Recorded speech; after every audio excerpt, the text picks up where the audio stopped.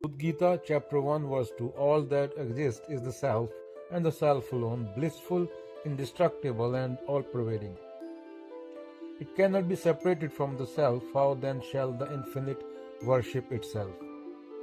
तो क्या यहाँ शिव का अर्थ है सत्य, देवता मूर्ति नहीं बल्कि निर्गुण निराकार सत्य।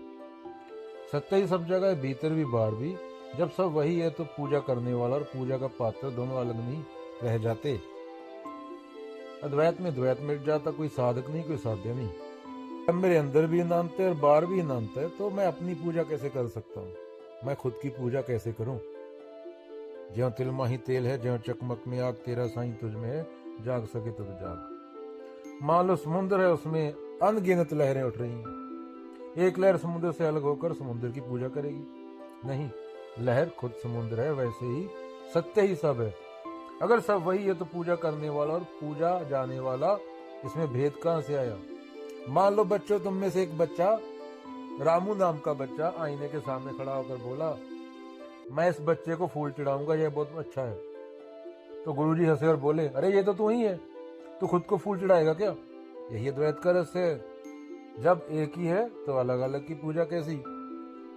अद्वैत पूरी जिम्मेवारी तुम पे डाल देता है। ये अब्राहमिक रिलीजन की तरह वो नहीं कोई ऊपर बैठा है, कोई तुम्हें बचाने आएगा। तुम खुद जिम्मेदार हो, तुम्हारे अलावा कोई नहीं जिम्मेवार। जो भी तुम डिसीजन ले रहे हो, जो भी हो रहा है, उसके लिए तुम खुद जिम्मेदार हो। तुम्हें अपनी पूरी जिम्मेवारी उठानी पड़ती है। वैसे हम बोल देते ना, अरे भगवान ने क्या कर दिया, बारिश ज्यादा आ, कोई देवता बैठा है। मीठे चावल, किसी को चावल खिलाते हैं, किसी को ये करते हैं, किसी को रोटी खिलाते हैं, किसी की रोटी छीनते हैं, भूत पकड़ते हैं, पंडित बोलता है ये कर वो कर। तो तुम खुद जिम्मेदार हो, सीधी बात है। तुम्हारे अलावा कोई रिस्पॉन्सिबल नहीं है। Nobody is responsible, only you. क्या बोला यार अगेन? अरे पगले, तू शिव समझ कर ढूंढता है वह तू है।